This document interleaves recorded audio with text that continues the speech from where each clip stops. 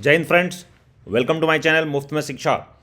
We are studying chapter 3 class 12 politics in India since independence, है ना। Political science की politics in India since independence की chapter 3 politics of plan development. इसका क्या मतलब है? इसका हिंदी में अनुवाद होता है दोस्तों नियोजित विकास की राजनीति। प्लान डेवलपमेंट, है ना, नियोजित विकास की राजनीति। तो हम इस चैप्टर में क्या देखने वाले हैं, जस्ट थोड़ा सा इसका हम प्रिकर्सर देख लेते हैं। So what we are going to study in this chapter, इस चैप्टर में हम क्या पढ़ने वाले हैं वो चीज़ों को हम समझ लेते हैं। First is what were the key choices and debates about development, है ना। तो विकास को लेकर मुख्य बहस क्या थी और इनको लेकर कौन से अहम फैसले हुए हमारे देश में जब आज़ादी के बाद। विकास को लेकर कौन सी क्या क्या मुद्दे थे, क्या बहसें हुई और कौन कौन से फैसले लिए गए, है ना। Choices and debates. Next is which strategy was adopted by our leaders in the first 2 decades and why, है ना। तो पहले 2 दशकों में हमारे नेताओं ने कौन सी रणनीति अपनाई, है ना, क्या स्ट्रैटजी अपनाई, है ना, एंड क्यों ऐसे। अगर ये कोई भी रणनीति अपनाई गई, स्ट्रैटजी अपनाई गई, तो क्यों अपनाई गई। Third is what were the main achievements and limitations of this strategy, है ना। तो ये रणनीति है, स्ट्रैटजी है, इसकी मुख्य उपलब्धियां क्या है, अचीवमेंट्स क्या है और इनकी क्या सीमाएं थी, इनके लिमिटेशंस क्या थे। तो हम ये एक पढ़ने वाले हैं। एंड लास्ट वन जो हम पढ़ने वाले हैं, why was this development strategy abandoned in the letters year, है ना। तो बाद के सालों में इस स्ट्रैटजी को क्यों छोड़ दिया गया, है ना। सो ये हम देखने वाले हैं। So let's start the chapter. So, as the global demand for steel increases, Odisha, which has one of the largest reserves of untapped iron ore in the country, is being seen as an important investment destination, है ना। तो हमारे देश में उड़ीसा एक ऐसा राज्य है जो बेसिकली आयरन ओर का वहाँ पे बहुत ज़्यादा ही उपलब्ध है ना, नेचुरल रिसोर्स के रूप में। तो जैसे ही इस्पात की विश्वव्यापी मांग बढ़ी तो निवेश के लिहाज से उड़ीसा एक महत्वपूर्ण जगह के रूप में उभरा, है ना। उड़ीसा में लौ अयस्क का आयरन ओर का विशाल भंडार था, है ना। एंड इस कारण से इसका बाकी बहुत बड़ा अनटैप्ड आयरन ओर का वहाँ पे ये था, तो इसलिए इंपॉर्टेंट इन्वेस्टमेंट डेस्टिनेशन हो गया। तो जो इन्वेस्टमेंट के लिए ये एक डेस्टिनेशन बन गया और वो खास करके इंपॉर्टेंट इन्वेस्टमेंट डेस्टिनेशन। किस राज्य की बात कर रहे हैं? उड़ीसा, है ना। The state government hopes to cash in on this unprecedented demand for iron ore and has signed memorandum of understanding MOU with both international and domestic steel makers। तो क्या किया, उड़ीसा की राज्य सरकार ने लौ अयस्क की इस अनप्रेसिडेंटेड मांग जो थे, अनप्रत्याशित जो डिमांड थी, है ना, इसको भुनाना चाहा, इसको इनकैश करना चाहा, है ना। तो इसलिए सरकार ने मेमोरेंडम ऑफ अंडरस्टैंडिंग, सहमति पत्र पर MOU साइन किए, है ना। किससे? International and domestic steel maker, जो स्टील मेकर्स हैं उनके साथ MOU साइन किए। MOUs क्या होता है दोस्तों? MOUs बेसिकली किसी 2 फर्म्स, 2 कंपनी या गवर्नमेंट के सेक्टर एंड किसी कंपनी, बेसिकली किसी 2 ऑर्गेनाइजेशन के बीच में एक कुछ रूल्स एंड रेगुलेशंस होते हैं कि हम आपस में कैसे एक दूसरे से डील करेंगे, उस पर दोनों साइन करते हैं। सो दिस इज व्हाट, दोनों के बीच में एक सहमति बनती है। सो दैट सहमति पत्र, है ना, मेमोरेंडम ऑफ अंडरस्टैंडिंग MOUs। तो ये सरकार के ऑर्गेनाइजेशंस या अदर गवर्नमेंट ऑर्गेनाइजेशन, 2 ऑर्गेनाइजेशंस के बीच में ये काफ़ी MOU साइन होते हैं। सो ये एक प्रकार की प्रक्रिया है। So the government believes that this would bring in necessary capital investment and provide a lot of employment opportunities। तो गवर्नमेंट का क्या विश्वास था कि ये नेसेसरी कैपिटल इन्वेस्टमेंट लाएगा, है ना, जो जरूरत है कैपिटल इन्वेस्टमेंट की वो लाएगा और बहुत सारे रोजगार के अवसर क्रिएट करेगा, है ना। The iron ore resources lie in some of the most underdeveloped and predominantly tribal districts of the state. तो जो आयरन ओर के जो रिसोर्स है, जो आयरन ओर कहाँ पाया जा रहा है, जो उस उड़ीसा राज्य के बहुत सारे ऐसे ट्राइबल डिस्ट्रिक्ट्स हैं या अंडर डेवलप्ड डिस्ट्रिक्ट्स है ना, जो खास करके जो बहुत पिछड़े ज़िले थे, है ना, और या जहाँ पे बहुत प्रीडोमिनेंट, जहाँ पे बहुत ज़्यादा ही संख्या में खासकर आदिवासी बहुल जो क्षेत्र है, तो ऐसे जगहों पे आयरन ओर की काफ़ी बहुलता थी, बहुत मात्रा में पाए जा रहे थे। The tribal population fears that the setting up of industries would mean displacement from their home and livelihood.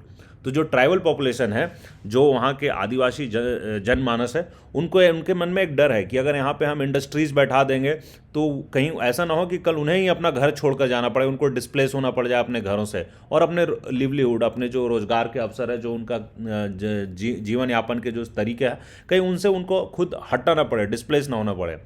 The environmentalists fear that mining and industry would pollute the environment. और जो वातावरण के बारे में सोचते हैं, है ना, वो एनवायरमेंटलिस्ट जो वातावरण की ओर अपने इंक्लाइंड रहते हैं, तो ऐसे लोग जो हैं उनको ये लग रहा है कि यार कहीं ये इतना ज़्यादा खनन होगा और इतना ज़्यादा इंडस्ट्री सेटअप होगा तो कहीं ये हमारे पूरे वातावरण को ही प्रदूषित ना कर दे, पोल्यूट ना कर दे। So there is a fear tribal population का अपना फियर है, इन्वायरमेंटलिस्ट्स का अपना फियर है। The central government feels that if the industry is not allowed, it would set a bad example and discourage investments in the country। और केंद्र सरकार को ऐसा महसूस हो रहा है कि अगर इंडस्ट्री को हम नहीं सेटअप करते हैं, हाँ इंडस्ट्री नहीं लगाना दिया जाएगा, तो ये एक बुरा एग्जाम्पल होगा लोगों के बीच में, मतलब इंडस्ट्रियलिस्ट्स के बीच में एक गलत एग्जाम्पल जाएगा, और ये फर्दर जो इन्वेस्टमेंट है और जो पैसे आने वाले हैं, जो पूंजी निवेश होने वाली है कंट्री में, उसको डिस्करेज करेगा, है ना, उसको हतोत्साहित कर देगा। सो बेसिकली सरकार की अपनी डर है, ट्राइबल पॉपुलेशन का अपना डर है कि कहीं उनको अपने घर एंड लिवलीहुड से डिस्प्लेस ना होना पड़ जाए। इन्वायरमेंटलिस्ट्स का अपना डर है कि कहीं इन्वायरमेंट में बहुत ज़्यादा पोल्यूशन ना फैल जाए माइनिंग और इंडस्ट्रीज़ के कारण। और गवर्नमेंट का अपना जो डर है कि अगर हम इंडस्ट्रीज़ को नहीं सेटअप करने देते हैं या इसको अलाउ नहीं करते हैं तो कहीं इन्वेस्टमेंट्स कम ना हो जाए, कहीं इन्वेस्टर्स डिस्करेज ना हो जाए। सो ये तीनों का अपना अपना डर है। सो नाउ यहाँ पे क्वेश्चन है, कैन यू आइडेंटिफाई, ये कुछ सवाल बनते हैं दोस्तों, can you identify the various interest involve in this case, है ना। तो ये आपको सोचना है कि आपको लगाना है कि various interest in this case, बहुत सारे हित समूह जो हैं वो इन्वॉल्व है इस केस में, तो आपको ये आइडेंटिफाई करना है। व्हाट आर देयर की पॉइंट्स ऑफ कॉन्फ्लिक्ट, है ना, उन किन किन मुद्दों पे उनके कौन से मुद्दों पे उनके संघर्ष है ना, किन मुद्दों पे उनके संघर्ष है, कॉन्फ्लिक्ट्स है। Do you think there are any common points on which everyone can agree, क्या आपके मन में एज ए स्टूडेंट, क्या आपके मन में ऐसा सोच है कि कोई ऐसा कॉमन पॉइंट है जिसके ऊपर सभी लोग तीनों अग्री कर सकते हैं? तीनों मतलब तीन सेक्ट्स में आप बताएं, ट्राइबल पॉपुलेशन वन ग्रुप है, इन्वायरमेंटलिस्ट अनदर ग्रुप है, and central government another group, तो क्या कोई कॉमन पॉइंट होगा एग्रीमेंट का? Can this issue be resolve in A way which satisfies all the various interest, क्या ये प्रॉब्लम को किसी ऐसे तरीके से सॉल्व किया जाएगा जिसमें सभी का इंटरेस्ट, है ना, सभी के हित का ख्याल रखा जाए, है ना, सभी के हित को सेटिस्फाई कर दिया जाए? क्या ऐसा कोई है resolution mechanism?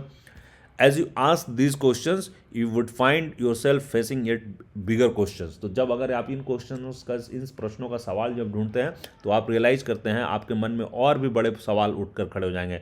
What kind of development does Orissa need, तो सवाल ये बन जाएगा कि भाई उड़ीसा को किस तरह की विकास चाहिए, है ना। What kind of development, Orissa को किस तरह का विकास चाहिए। Indeed whose need can be Orissa's need, और किसका जो जरूरत है, किसका विकास की जरूरत जो है, हम उसको कहेंगे कि ये पूरे राज्य का, उड़ीसा राज्य का विकास है। सो ये एक खुद में एक सवाल बन जाएगा, है ना। Whose interest, whose need can be called Orissa's need, तो किसका जो डेवलपमेंट है, किसका नीड है, किसकी जो ज़रूरत है, जिसको हम उड़ीसा की ज़रूरत के साथ जोड़कर देखेंगे। तो ये हमारा इस टॉपिक को मैं यहीं पे अभी ख़त्म करता हूँ। जय हिंद, जय भारत। जय Hind friends, welcome to the next topic, है ना। चैप्टर 3 हम पढ़ रहे हैं, है ना, chapter 3 politics in India since independence का चैप्टर 3 हम पढ़ रहे हैं, है ना, पॉलिटिक्स ऑफ प्लान डेवलपमेंट। तो नेक्स्ट टॉपिक जो हमारा है इसमें पॉलिटिकल कंटेस्टेशन, है ना, पॉलिटिकल कंटेस्टेशन, ये जो हमारा अगला सेकंड टॉपिक है, राजनीतिक टकराव। इसका मतलब क्या होता है दोस्तों? इसका मतलब होता है पॉलिटिकल, राजनीतिक कंटेस्टेशन, टकराव। So these questions can not be answered bye an expert, है ना। तो अभी पिछले में हमने कुछ सवाल हमने देखे थे, तो उन सवाल, पिछले लेक्चर में हमने कुछ सवाल देखे थे, तो उन सवालों का जवाब जो है कोई एक्सपर्ट के द्वारा नहीं दिया जा सकता। Decisions of this kind involve weighing the interests of the one social group against another, present generation against future generations. तो ऐसे जो डिसीजंस होते हैं वो क्या इन्वॉल्व करते हैं? वो इन्वॉल्व करते हैं कि जो हित है, एक सोशल ग्रुप का जो हित है और दूसरे सोशल ग्रुप के हित, एक का हित दूसरे का कम हित या अहित में हो सकता है, तो दोनों को वे करना पड़ता है, जज करना पड़ता है, तौलना पड़ता है कि एक सोशल ग्रुप और दूसरे सोशल ग्रुप जब एक दूसरे के एंटी में है, दोनों के रिक्वायरमेंट्स, दोनों की नीड एक दूसरे के एंटी में है, इट मीन्स दोनों ग्रुप आपस में लड़ नहीं रहे, बट दोनों का जो ज़रूरत है वो आपस में एक दूसरे से टकराव में है। तो ऐसे में उनको पूरा वे करना पड़ता है कि दोनों हितों को वे करना पड़ता है, ठीक है। सिमिलरली हमें इनके हित को भी वे करना पड़ता है कि आज की जनरेशन, जो प्रेजेंट जनरेशन है, उसकी ये कितनी ज़रूरत है और ये फ्यूचर जनरेशन को किस तरीके से इम्पैक्ट करेगा। तो इसको भी वे करना पड़ता है ना, कि मौजूदा पीढ़ी के हितों और आने वाली पीढ़ी की हितों को भी लाभ हानि की तुला पर मापना पड़ता है ना। So in a democracy such major decisions should be taken और at least approved by the people themselves. तो लोकतंत्र का मतलब ही क्या है, लोकतंत्र में है, डेमोक्रेसी में क्या है कि ऐसे जितने भी बड़े फैसले हैं कि क्या चीज़ आज के जनरेशन और दूसरे फ्यूचर जनरेशन्स के बीच का अगर टकराव है, उनके हितों का टकराव है, एक सोशल ग्रुप और दूसरे सोशल ग्रुप का हितों का टकराव है, तो इसका जो मेजरमेंट करना है, जो मापना है, तुला पे तौलना है, बैलेंसिंग करना है, तो ये इस तरीके के डिसीजंस कैसे लिए जाने चाहिए इन डेमोक्रेसी। ऑफ कोर्स लोकतंत्र में जनता के द्वारा ही लिया जाना चाहिए, ये फैसले should be approved by the people, है ना, जनता के द्वारा अप्रूव्ड होने चाहिए ऐसे फैसले। It is important to take advice from experts on mining, from environmentalists and from economist. उसमें क्या इंपॉर्टेंट है कि हम फैसला में कि एडवाइस लें किसका, जो बंदे जो एक्सपर्ट्स हैं, एक्सपर्ट्स किस में, कुछ माइनिंग एक्सपर्ट्स होंगे उनका लें, जो इन्वायरमेंटलिस्ट्स हैं उनके भी राय को हम लें, उनके भी एडवाइस को लें, जो इकोनॉमिस्ट्स हैं, है ना। तो इन सब की ज़रूरत है, तो इन सब के एडवाइस को हमें लेना होगा, परखना होगा, समझना होगा। And at the final decision must be a political decision taken by people's representatives who are in touch with the feelings of the people. और उसके बावजूद जो फाइनल फैसला होना चाहिए, द फाइनल डिसीजन, जो अंतिम निर्णय होना चाहिए, वो एक राजनीतिक फैसला होना चाहिए, पॉलिटिकल डिसीजन होना चाहिए। तो फाइनल फैसला should not be the only the expert, mining expert का फैसला नहीं, इन्वायरमेंटलिस्ट का फैसला नहीं, इकोनॉमिस्ट का फैसला नहीं, इन तीनों के एडवाइस को लेकर final decision which should be a political decision, है ना। Because political decision is taken by people's representatives, जनता के जो प्रतिनिधि हैं उनके द्वारा लिया हुआ फैसला। एंड ये जो जनता के प्रतिनिधि हैं, ये लोगों के फीलिंग्स, जो लोगों के फीलिंग्स हैं उनके टच में है, क्योंकि ये जनता से चुन कर आए, इनको फिर चुनाव में जाना है, इनको जनता को जवाबदेही देनी है कि इन्होंने जो चुन कर आए तो ये सही कर रहे हैं, गलत कर रहे हैं, और फिर इनको नेक्स्ट चुनाव में 5 साल के बाद इनको फिर से चुनाव में उतरना पड़ेगा। So they are in touch with the feelings of the people. तो ये सारे एडवाइस लेने के बाद एक पॉलिटिकल डिसीजन लेने पड़ते हैं। So after independence, our country had to make a series of major decisions like this. तो आज़ादी के बाद, स्वतंत्रता के बाद हमारे देश में ऐसे बहुत सारे डिसीजन लेने पड़े। Each of these decisions could not be made independent of other such decision. तो हर एक ऐसे फैसले जो थे वो किसी न किसी दूसरे ऐसे फैसलों से डिपेंडेंट थे, वो एक दूसरे से इंडिपेंडेंट नहीं थे, एक दूसरे से जुड़े हुए थे। तो ऐसा फैसला लेना पड़ा। All these decisions were bound together by a shared vision और मॉडल ऑफ इकोनॉमिक डेवलपमेंट। तो ये जो सारे फैसले थे, इस तरह के सारे फैसले थे, वो बेसिकली आर्थिक विकास का एक शेयर्ड विजन, बंधे हुए विजन, दृष्टि, है ना, दृष्टिकोण, बंधे हुए दृष्टिकोण थे, और शेयर्ड विजन और मॉडल ऑफ इकोनॉमिक डेवलपमेंट, या फिर किसी आर्थिक विकास की जो मॉडल है ना, उससे जुड़े हुए थे। सो या तो ये किसी एक दूर की दृष्टिकोण से या आर्थिक विकास के मॉडल से जुड़े हुए थे, ऐसे सारे फैसले जो आज़ादी के बाद लेने पड़े। ऑलमोस्ट एवरीवन अग्रीड, लगभग सब लोग मान गए, अग्रीड थे, सबको एग्रीमेंट था, सहमति थी, that the development of India should mean both economic growth and social and economic justice. कि जो भारत का डेवलपमेंट हो वो उसका मतलब दोनों होना चाहिए, आर्थिक विकास तो होना ही चाहिए, इकोनॉमिक ग्रोथ तो होना ही नहीं चाहिए, बट साथ ही साथ सोशल एंड इकोनॉमिक जस्टिस भी होना चाहिए, सामाजिक और आर्थिक न्याय भी जरूरी है। Development not at the cost of social and economic justice, development and with social and economic justice, है ना। Development of India should be economic growth with social and economic justice. It was also agreed that this matter cannot be left to businessmen, industrialists and farmers themselves, that the government should play a key role in this. और ये भी इस बात पे भी agreement थे, इस बात पे भी अग्रीमेंट थी कि जो ऐसे मुद्दे हैं, ऐसे डिसीजंस हैं, ऐसे फैसले हैं, ये सिर्फ हम बिजनेसमैन या इंडस्ट्रियलिस्ट या फार्मर के ऊपर नहीं छोड़ सकते, क्योंकि इनकी सोच अपने फ़ायदे के लिए होगी, थोड़ा पैरोकियल हो सकता है। बिजनेसमैन अपने फ़ायदे के लिए सोच सकता है, इंडस्ट्रियलिस्ट अपने इंडस्ट्री के ग्रोथ के लिए सिर्फ सोच सकता है, फार्मर सिर्फ अपने हितों को सोच सकते हैं।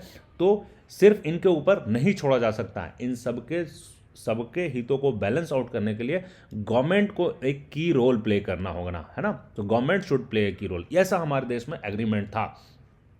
There was disagreement however on the kind of role that the government must play in ensuring growth with justice.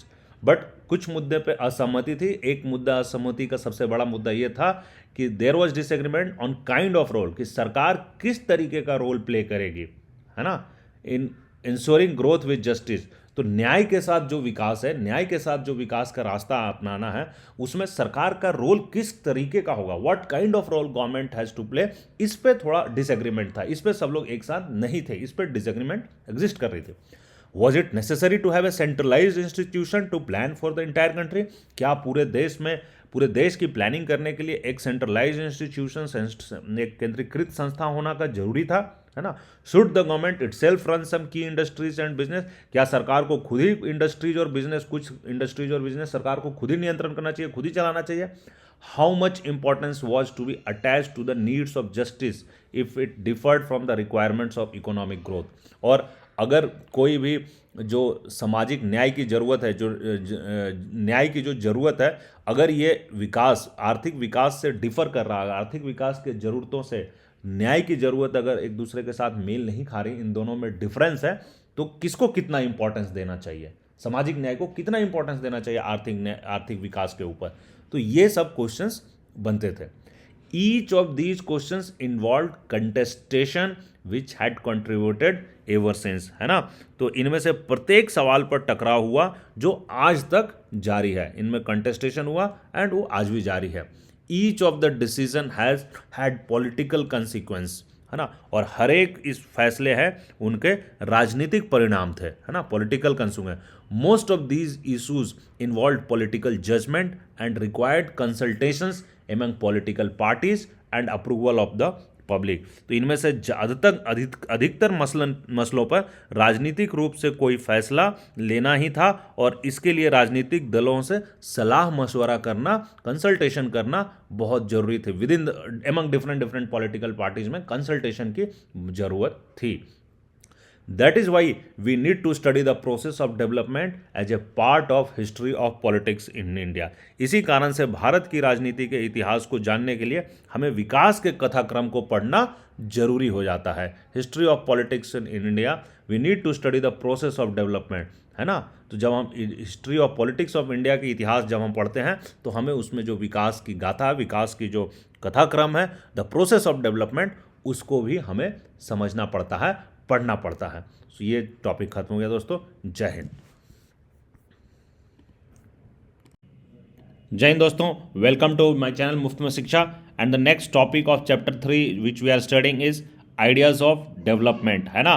So ideas of development, विकास की धारणाएं क्या क्या है, हम वो पढ़ने वाले हैं, है ना। So first thing, very often this contestation involve the very idea of development, है ना।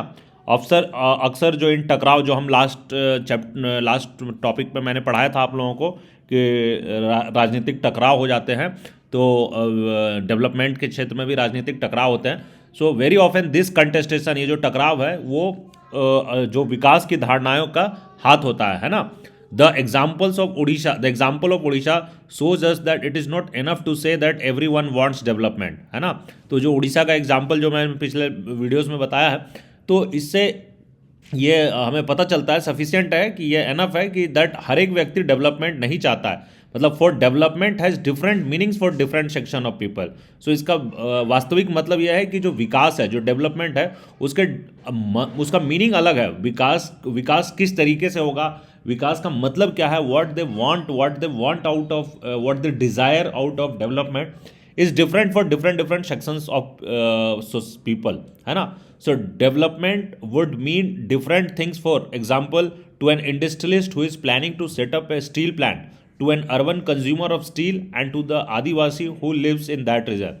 सो यहाँ एक एग्जाम्पल से समझाया है कि जैसे जो डेवलपमेंट का मीनिंग है वो अलग अलग होगा अलग अलग लोगों के लिए। जैसे एक इंडस्ट्रियलिस्ट है ना, उसके लिए डेवलपमेंट, जो वो एक इंडस्ट्रियलिस्ट जो स्टील प्लांट सेटअप करना चाहता है, उसके लिए विकास, उसके लिए डेवलपमेंट का मीनिंग अलग है ना, वो स्टील प्लांट सेटअप करना चाहता है। एक अर्बन कंज्यूमर, शहरी क्षेत्र में रहने वाला एक जो कंज्यूमर है, व्यक्ति है जो कंज्यूम कर रहा है स्टील को, उसके लिए डेवलपमेंट का मीनिंग अलग है। और जो आदिवासी जो उस क्षेत्र में रह रहा है जहाँ से आयरन और निकल रहा है, तो उस व्यक्ति के लिए डेवलपमेंट का मीनिंग डिफरेंट हो जाता है। So thus any discussion on development is bound to generate contradictions, conflicts and debates, है ना। तो इस कारण से विकास से जुड़ी हुई कोई भी चर्चा होगी वो विवादों से परी नहीं होती है ना। उसमें कॉन्ट्राडिक्शंस होंगे, कॉन्फ्लिक्ट्स होंगे एंड वाद विवाद, डिबेट्स होंगे। The first decade after independence witnessed a lot of debate around this question. तो आज़ादी के बाद, स्वतंत्रता के बाद जो पहला डिकेड था, दशक था, है ना, इसमें इस सवाल पर खूब बहसें हुई, खूब चर्चा हुई। It was common then, as it is even now, for people to refer to the West as the standard for measuring development. तो उस समय ये काफ़ी कॉमन था और आज भी ये है, ऐसा कॉमन ही है, माना ही ऐसा भी आज भी प्रचलन में है कि रेफर टू वेस्ट, जो पश्चिम है ना, पश्चिम means Europe and western Europe and US को हम जनरली पश्चिम से रेफर करते हैं, है ना। So refer to west as standard for measuring development. तो उनको हम डेवलपमेंट का मानक के रूप में हम मान रहे हैं, है ना, स्टैंडर्ड्स के रूप में हम उनको मान रहे हैं कि ये ही हमारे विकास का पैमाना जो है वो पाश्चात्य मुल्कों के से लिए जा रहे हैं। Development was about becoming more modern and modern was about becoming more like industrialised countries of the west. तो जो विकास का मतलब हुआ, डेवलपमेंट का मीनिंग वो उस समय था, was more about becoming modern, modern बनना, है ना, आधुनिक बनने को हम विकास से बेसिकली जोड़ कर देख रहे थे कि जो विकास का मतलब ये हो रहा था, अर्थ ये हो रहा था कि आधुनिक होना। और आधुनिक होने का मतलब क्या है? आधुनिक होना कि मोर लाइक जो इंडस्ट्रियलिस्ट कंट्रीज ऑफ वेस्ट, जो पश्चिम के जो इंडस्ट्रियलाइज्ड कंट्रीज है ना, जो पश्चिम मुल्कों की तरह जो देश में आधुनिकीकरण हो चुकी है, इंडस्ट्रियलाइज्ड हो गया है, उनकी तरह होना, है ना, इंडस्ट्रियलाइज्ड होना को हम मॉडर्न मानते हैं एंड मॉडर्न होने को हम डेवलपमेंट मानते थे। So this is how common people as well as the experts thought. तो इसी तरीके से उस समय जो जनमानस थी, आम साधारण मानव, और जो एक्सपर्ट्स थे उस समय हमारे, है ना, इन दोनों का विचारधारा यही था, इन दोनों को, ये दोनों डेवलपमेंट को इसी तरीके से देखते थे। It was believed that every country would go through the process of modernisation as in the west, which involved the breakdown of traditional social structure and rise of the capitalism and liberalism। तो ऐसा माना जाता था, ऐसा विश्वास था कि हर एक कंट्री को जो प्रोसेस ऑफ मॉडर्नाइजेशन, जो भी कंट्री मॉडर्नाइजेशन के रास्ते से गुजर रहा, उस प्रोसेस से गुजर रहा, जो भी कंट्री आधुनिकीकरण के रास्ते से गुजर रहा है ना, जैसा वेस्ट में है ना, जैसा वेस्ट में आधुनिकीकरण है, तो उस मॉडर्नाइजेशन के प्रोसेस से अगर गुजर रहा तो गो थ्रू द प्रोसेस, तो उसी मॉडर्नाइजेशन के प्रोसेस से गुजरना होगा। एंड ये क्या इन्वॉल्व करता है? ये इन्वॉल्व करता है, इसके लिए क्या होना होगा? इसमें होगा break down of traditional social structure. तो जो हमारे सामाजिक संरचना है, उसका जो अभी ट्रेडिशनल सामाजिक संरचना है, उसका ब्रेक डाउन होगा। और क्या होगा? उदय होगा कैपिटलिज्म का एंड लिबरलिज्म, पूंजीवाद और लिबरलिज्म, है ना, जो बेसिकली लिबरल थॉट प्रोसेस का, उदारता का राइजिंग अप होगा। So modernisation was also associated with the ideas of growth, material progress and scientific rationality. तो जो मॉडर्नाइजेशन है, जो आधुनिकरण है ना, इसको और चीज़ों से कैसे जोड़ा जा रहा था? आधुनिकरण को एसोसिएट किया गया था आइडिया ऑफ ग्रोथ, विकास की विचारधारा से, विकास की आइडिया से। मटेरियल प्रोग्रेस, है ना, जो मटेरियल अगर उन्नति करते हैं उसका मतलब विकास है। और साइंटिफिक रैशनैलिटी, साइंटिफिक जो वैज्ञानिक रैशनैलिटी है ना, जो रीजनिंग है, उससे हम इसको जोड़ के देखते थे। So this kind of idea of development allowed everyone to talk about different countries as developed, developing and underdeveloped। तो इस तरह का जो आइडिया ऑफ डेवलपमेंट था, इससे हम दुनिया के कंट्रीज को तीन तरीके से देखने लगे, डेवलप्ड कंट्रीज, डेवलपिंग कंट्री या फिर अंडर डेवलप्ड कंट्री, है ना। On the eve of independence India had before it two models of modern development. तो जब भारत स्वतंत्र हुआ उस समय भारत के पास दो मॉडल थे मॉडर्न डेवलपमेंट के, आधुनिक विकास के दो मॉडल थे, है ना, भारत जब आज़ाद हुआ। The liberal capitalist model as is in much of the Europe and US. तो जो लिबरल है, उदार पूंजीवाद मॉडल जो था, जो most of the European countries and US में है, and the socialist model as in the USSR, और जो समाजवाद वाला मॉडल था जो यूएसएसआर में, उस समय के सोवियत संघ में उपलब्ध था। सो ये दोनों मॉडल भारत के पास थे, या तो लिबरल कैपिटलिस्ट मॉडल अपनाए या फिर सोशलिस्ट मॉडल अपनाए। So you have already studied these two ideologies and read about the cold war between the two super power. तो अगर आप अपने हिस्ट्री के स्टूडेंट हैं तो आपने ये दोनों आइडियोलॉजी पढ़ा होगा, है ना। कोल्ड वॉर आप जानते होंगे, शीत युद्ध का समय था, और इन दोनों सुपर पावर्स के बीच में, यूएसएसआर एंड यूएसए के बीच में एक शीत युद्ध चल रहा था। तो उस समय ये दोनों आइडियोलॉजी के बारे में आपने डिटेल में पढ़ा होगा। नॉट विस्टैंडिंग, मैं आगे भी फ्यूचर में इसके ऊपर इस इमीडिएटली नहीं, बट भविष्य में मैं इस टॉपिक को कवर करूँगा, डिटेल में कवर करूँगा, मेरा वीडियो इस पर आएगा।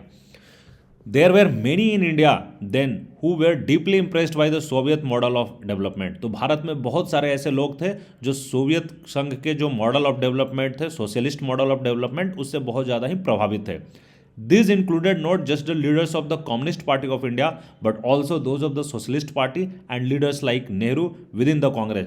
तो ये जो इनसे प्रभावित, जो सोवियत मॉडल से प्रभावित होने वाले थे, वो सिर्फ कम्युनिस्ट पार्टी ऑफ इंडिया तक सीमित नहीं थे। जो सीपीआई है, कम्युनिस्ट पार्टी ऑफ इंडिया, क्योंकि वहाँ कम्युनिज्म था सोवियत में, तो सिर्फ ऐसा नहीं कि जो भारत में कम्युनिस्ट पार्टी ऑफ इंडिया है, इसके सिर्फ नेतागण, इसके लीडर्स इस सोशलिज्म वाले मॉडल से इंस्पायर्ड थे, जस्ट ऐसा ही नहीं, बल्कि जो हमारे यहाँ सोशलिस्ट पार्टी थे, और खुद कांग्रेस पार्टी में जो नेहरू, प्रधानमंत्री श्री जवाहरलाल नेहरू जी जो थे, ये भी कांग्रेस के ये नेता थे, बट ये लोग भी जो सोवियत मॉडल ऑफ डेवलपमेंट थे उससे ही प्रभावित थे, उससे इम्प्रेस थे।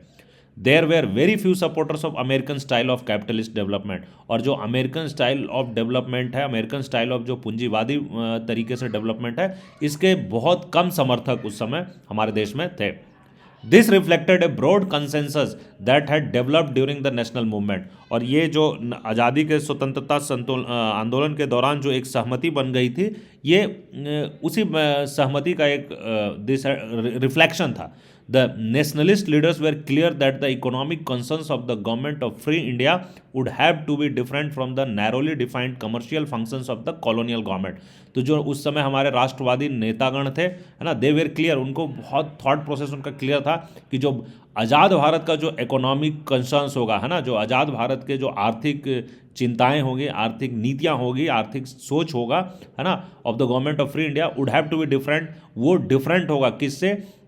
कॉलोनियल गवर्नमेंट, जो उपनिवेशक है ना, जो ब्रिटिश सरकार, उपनिवेशी सरकार है, इसके जो नैरोली डिफाइंड कमर्शियल फंक्शन है, इनके जो बहुत ही संकीर्ण कमर्शियल फंक्शंस है ना, जो इनके संकीर्ण कमर्शियल फंक्शन है, क्योंकि इस समय कॉलोनियल गवर्नमेंट जो उपनिवेशक सरकार थी, उसका लक्ष्य सिर्फ और सिर्फ अपने लिए, अपने देश के लिए, ब्रिटेन के लिए फ़ायदा पहुंचाना था, उसके लिए लाभ पहुंचाना था। So it was the very narrow in the sense of the commercial functions.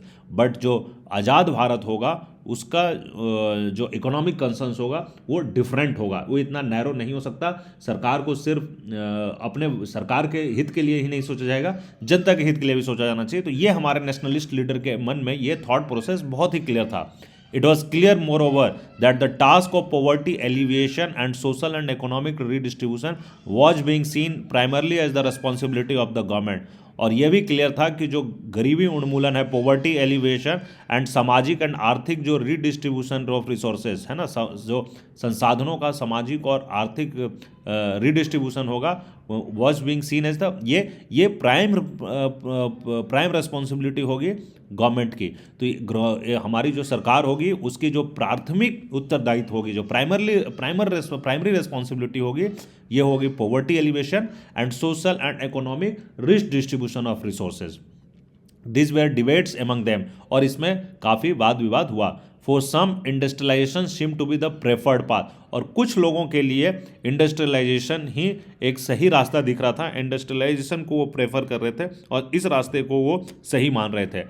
For the others, लेकिन कुछ लोगों के लिए the development of agriculture and in particular elevation of poverty, rural poverty was the priority. कुछ लोगों का priority क्या था कि जो डेवलपमेंट ऑफ एग्रीकल्चर, कृषि क्षेत्र का जो विकास होगा, और ख़ास करके पर्टिकुलरली जो गरीब, जो ग्रामीण क्षेत्र है, वहाँ का जो पॉवर्टी है, वहाँ की गरीबी उन्मूलन ग्रामीण क्षेत्रों का गरीबी उन्मूलन, ये प्रायोरिटी था। तो प्रायोरिटी, कुछ लोगों का प्रायोरिटी था इंडस्ट्रियलाइजेशन, और कुछ लीडर्स मतलब उनका कहना था कि इंडस्ट्रियलाइजेशन के रास्ते से डेवलपमेंट होगा।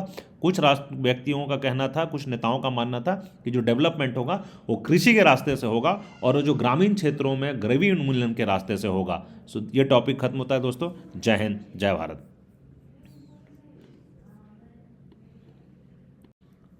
जय हिंद दोस्तों, हम लोग चैप्टर 3 पढ़ रहे हैं, है ना, politics in India since independence. इस बुक का चैप्टर 3 पढ़ रहे हैं। चैप्टर 3 का जो नेक्स्ट टॉपिक मैं पढ़ने वाला हूँ, बताने वाला हूँ, यह है प्लानिंग। प्लानिंग का मतलब होता है नियोजन। So despite the various differences there was a consensus on one point, है ना, that development could not be left to the private actors, that there was the need for the government to develop a design और plan for the development, है ना। तो मतभेदों के बावजूद, बहुत सारे मतभेद थे जो मैंने आप लोगों को लास्ट टाइम बताया कि कुछ इंडस्ट्रियलाइजेशन को आगे रख रहे थे, कुछ agriculture development through agriculture and rural poverty alleviation के रास्ते अपनाना चाह रहे थे।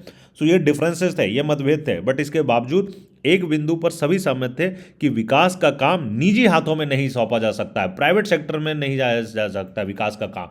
Development could not be left to the private sector. तो उस समय जब भारत आज़ाद हुआ तो उस समय ये सोचा गया कि सोची समझी बात थी कि development could not be left to private private actors, निजी हाथों में हम विकास का कार्य नहीं सौंप सकते, नहीं छोड़ सकते। There was the need for the government to develop a design और प्लान फॉर द डेवलपमेंट। तो उस समय जरूरी थी, सरकार के लिए जरूरी था कि वो विकास का एक खाका अथवा योजना तैयार करे, है ना, एक डिज़ाइन बनाए या एक प्लान बनाए डेवलपमेंट का। So next is, in fact the idea of planning as a process of rebuilding economy earned a good deal of public support in the 1940s and 50s, है ना। तो ये जो बेसिकली कह रहा है कि दरअसल जो अर्थव्यवस्था के पुनर्निर्माण के लिए जो नियोजन के विचार को 1940 और 1985 के दशक में अगर आप देखेंगे तो पूरे विश्व में जन समर्थन मिला, है ना। So the idea of planning as process of rebuilding economy, this was getting recognition, public support उस समय थ्रू आउट द वर्ल्ड, है ना। सो 1940s एंड 50s का एरा, सो आप समझ रहे हैं ना कि तुरंत भारत आज़ाद होता है 1947 में, तो उस समय ये पूरे वर्ल्ड वाइड सपोर्ट था इस थॉट प्रोसेस का। The experience of great depression in Europe, the inter war reconstruction of Japan and Germany, and most of all the spectacular economic growth against heavy odds in the Soviet Union in 1930s and 1940s contributed to this consensus। और इसमें क्या है कि जो Europe की जो महामंदी आई थी, the great depression in Europe, जो वो आया था, फिर inter war reconstruction of Japan, तो है ना, तो युद्ध के बीच में जो जापान का अपना रिकंस्ट्रक्शन होता है ना, एंड जर्मनी का जो डेवलपमेंट होता है ना। सो एंड इन सबसे ज़्यादा जो सबसे बड़ा स्पेक्टेकुलर चीज़ थी, जो सबसे बड़ी बात थी कि सोवियत संघ 1930 और 1940 के दशक में भारी कठिनाइयों के बीच भी शानदार प्रदर्शन करता है डेवलपमेंट के लिए, है ना। सोवियत यूनियन का जो डेवलपमेंट है वो बहुत ही शानदार तरीके से होता है, स्पेक्टेकुलर इकोनॉमिक ग्रोथ होता है ना, इतने सारे, जबकि वहाँ बहुत सारी कठिनाइयाँ रहती हैं 1930s एंड 40s में, उसके बाद भी इसका डेवलपमेंट बहुत ज़्यादा था। तो इन सारी चीज़ों से ये सपोर्ट मिल जाता है कि जो आइडिया ऑफ प्लानिंग है एज प्रोसेस ऑफ रीबिल्डिंग, ये सही है ना। सो प्लानिंग के तरीके से हम डेवलपमेंट करना सही रास्ता है, ये पूरा स्टैब्लिश हो जाता है उस समय। दस the planning commission was not a sudden invention. तो हम कह सकते हैं कि जो योजना आयोग था, प्लानिंग कमीशन था, ये सडन इन्वेंशन नहीं है, ये अचानक इसका आविष्कार, आकस्मिक आविष्कार नहीं है। In fact it has a very interesting history. दरअसल ये अपने आप में एक बहुत ही बड़ी दिलचस्प इतिहास रखता है। We commonly assume that private investors such as industrialists and big business entrepreneurs are averse to the idea of planning, है ना। तो कह रहा है कि हम ये जो आमतौर पे ये सोचते हैं कि जो निजी निवेशक होते हैं, है ना, निजी निवेशक, प्राइवेट इंडस्ट्रियलिस्ट, मसलन जो इंडस्ट्रियलिस्ट है ना, या बड़े बड़े जो उद्योगपति हैं, व्यापारी हैं, उद्यमी हैं, हाँ, ये प्लानिंग के सपोर्ट में नहीं होते हैं, ये प्लानिंग के पक्ष में नहीं होते हैं, ऐसा हम अज्यूम करते हैं। They speak an open economy without any strict control in the flow of capital, है ना। वो एक खुली अर्थव्यवस्था चाहते हैं जहां पूंजी के बहाव पे सरकार का कोई भी अंकुश नहीं हो। Open economy, they speak for open economy without any state control, है ना। जो राज्य सरकार है, जो स्टेट गवर्नमेंट है, बेसिकली सरकार की बात कर रहा, राष्ट्र की सरकार की बात कर रहा, उसका कोई कंट्रोल नहीं होना चाहिए फ्लो ऑफ कैपिटल में। That was not what happened here, वो यहाँ पे नहीं हुआ, है ना। भारत में ऐसा नहीं हुआ। rather a section of big industrialists got together in 1944 and drafted a joint proposal for setting up a planned economy in the country। तो ये यहाँ नहीं हुआ। और क्या होता है, रैदर इसकी बजाय क्या होता है कि 1944 में उद्योगपतियों का एक तबका, है ना, group section of big industrialist 1944 में उन्हें ज्वाइंटली बैठे और उन्होंने एक ज्वाइंट प्रपोजल ड्राफ्ट किया, है ना, प्लान्ड इकोनॉमी बनाने के लिए हमारे देश में, प्लान्ड इकोनॉमी इन कंट्री। सो जो हमारे देश के उद्योगपति थे वो ओपन इकोनॉमी की बात नहीं की है उन्होंने, open economy without any state control इसकी बात नहीं करके उन्होंने एक जॉइंट प्रपोजल बनाया, है ना, प्लान्ड इकोनॉमी का। एंड इसको हम कहते हैं बॉम्बे प्लान, है ना। वेरी इंपॉर्टेंट दोस्तों, बहुत सारे कॉम्पिटिटिव एग्जाम में पूछा जाता है, ये आपके सीयूईटी एग्जाम के लिए भी बहुत ही इंपॉर्टेंट है। इस पे आपके एनसीईआरटी बुक में ऑब्जेक्टिव क्वेश्चंस भी है, मैं आपको उसको आगे एड्रेस करूंगा। बट ये आप लोगों को याद रखना है कि बॉम्बे प्लान में जो बिग इंडस्ट्रियलिस्ट 1944 में बैठते हैं और वो एक ज्वाइंट प्रपोजल बनाते हैं for setting up A planned economy in the country, है ना। तो ये इस कॉन्सेप्ट को एकदम क्लियरली समझ जाइएगा, क्योंकि घुमा फिरा कर अलग अलग तरीके से इस पे क्वेश्चन पूछे जाते हैं दोस्तों। The Bombay Plan wanted the state to take major initiatives in industrial and other economic investments, है ना। तो बॉम्बे प्लान क्या चाहता था, बॉम्बे प्लान चाहता था that the state to take major initiatives, तो जो सरकार है उसको इनिशिएटिव लेना होगा in industrial and other economic investment, जो अन्य इन्वेस्टमेंट होंगे, जो अन्य आर्थिक रूप से जो निवेश होंगे, उसमें सरकार को एक इनिशिएटिव लेना होगा, आगे बढ़ के कार्य करना होगा, है ना। सरकार को सबसे आगे कदम बढ़ाना पड़ेगा। 10 from left to right planning for development was the most obvious choice for the country after independence. तो हम ये कह सकते हैं दोस्तों कि चाहे दक्षिणपंथी हो, चाहे आप राइट विंग के हो, है ना, वामपंथी हो, सो आप लेफ्टिस्ट हो या राइटिस्ट हो, प्लानिंग फॉर डेवलपमेंट, इंडिया में डेवलपमेंट के लिए, विकास के लिए प्लानिंग का रास्ता अपनाना, ये मोस्ट ऑब्वियस चॉइस था, है ना। ये सभी चाहते थे कि देश नियोजित अर्थव्यवस्था के राह पर चले। So soon after India become independent the planning commission came into being, और भारत आज़ाद होने के कुछ दिनों बाद ही, जल्द ही, बहुत जल्दी भारत आज़ाद होने के बाद प्लानिंग कमीशन, योजना आयोग का गठन हो जाता है, योजना आयोग आ जाता है। The prime minister was it's chairperson, और योजना आयोग के अध्यक्ष कौन थे, प्रधानमंत्री जो हैं उसके अध्यक्ष बनते हैं। It became the most influential and central machinery for deciding what path and strategy India would adopt for its development। तो ये क्या बना, इट बिकम मोस्ट इन्फ्लुएंशियल, ये बेसिकली सबसे ज़्यादा प्रभावशाली, एंड सेंट्रल मशीनरी, ये है केंद्रीय संस्था, है ना, सेंट्रल मशीनरी फॉर डिसाइडिंग, क्या डिसाइड कर रहा कि ये भारत अपने विकास के लिए कौन सा रास्ता और रणनीति अपनाएगा, what path and strategy India would adopt, तो ये डिसाइड करेगा। ये प्लानिंग कमीशन इसके लिए बैठ गई, और प्लानिंग कमीशन का ये काम था, और ये प्लानिंग कमीशन के लिए एक बॉडी बनी जो path and strategy for India for it towards its development ये डिसाइड करना स्टार्ट कर। तो ये टॉपिक भी खत्म हो गया दोस्तों। जय हिंद, जय भारत। जय Hind friends, welcome to my channel मुफ्त में शिक्षा। The next topic of chapter 3 class 12 politics in India since independence का द नेक्स्ट टॉपिक चैप्टर 3 का है द अर्ली इनिशिएटिव्स। तो हम पढ़ रहे थे, तो अभी हम देखते हैं द अर्ली इनिशिएटिव्स, शुरुआती कदम क्या थे, है ना। So as in the USSR the planning commission of India opted for 5 years plan. तो जैसा सोवियत संघ में था, भारत में भी प्लानिंग कमीशन जो है वो क्या किया, 5 year प्लान्स का रास्ता अपनाया, 5 year plan. The idea is very simple, the government of India prepares a document that has a plan for all it's income and expenditure for the next 5 years। तो ये आइडिया बहुत simple था कि भारत सरकार जो है एक डॉक्यूमेंट बनाती है, और उस डॉक्यूमेंट में प्लान होता है कि इसके जो सारे इनकम है, आय हैं, और सारे एक्सपेंडिचर है, व्यय हैं, वो अगले 5 साल में किस दिशा में जाएंगे, है ना। इट हैज़ ए पूरा प्लान, इसका एक प्लान होता है कि सारे इनकम और एक्सपेंडिचर जो अगले 5 साल में खर्च होंगे और आय आमदनी होगी, इसका एक योजना बनाते हैं। Accordingly the budget of the central and all the state governments. तो इस हिसाब से भारत सरकार की जो केंद्रीय सरकार है उसके जो बजट और जो राज्य सरकार हैं उनके भी बजट, इनको दो भागों में डिवाइड कर दिया जाता है। Non plan budget that is spent on the routine items on A yearly basis, and plan budget है ना that is spent on 5 year basis on the priorities fixed by the plan.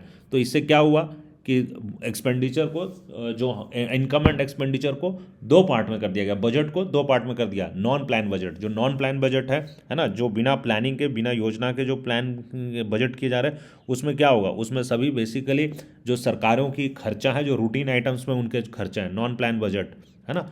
Non plan budget के क्या होगा, non plan budget on routine items जो उसको yearly basis पे खर्च करने ही करने हैं। जैसे क्या हो सकता है दोस्तों, जैसे आपको समझाने के लिए, जैसे ऑफिसर्स की सैलरी है, जो गवर्नमेंट ऑफिशियल्स है उनकी सैलरी है, तो नॉन प्लान बजट है, वो देना ही देना है सरकार को, तो वो उसके लिए कोई प्लानिंग की जरूरत नहीं है। एंड प्लान बजट दूसरा पार्ट हो गया, प्लान बजट दूसरा पार्ट क्या हो गया दोस्तों, प्लान बजट। प्लान बजट में क्या होगा, प्लान बजट स्पेंड किए जाएंगे ऑन ए 5 ईयर बेसिस, और 5 साल के बेसिस पे खर्च किया जाएगा ऑन द प्रायोरिटी, जो प्रायोरिटीज फिक्स करेगी सरकार की। अगर कोई आयरन स्टील इंडस्ट्री सेटअप करना है या कोई और इंडस्ट्री सेटअप करना है, तो उस क्षेत्र में जो प्लानिंग की गई है अगले 5 वर्ष के लिए, उस प्रायोरिटी सेक्टर में उस तरीके से खर्च करेगी, या इनकम उसी तरीके से बजट प्लान किया जाएगा।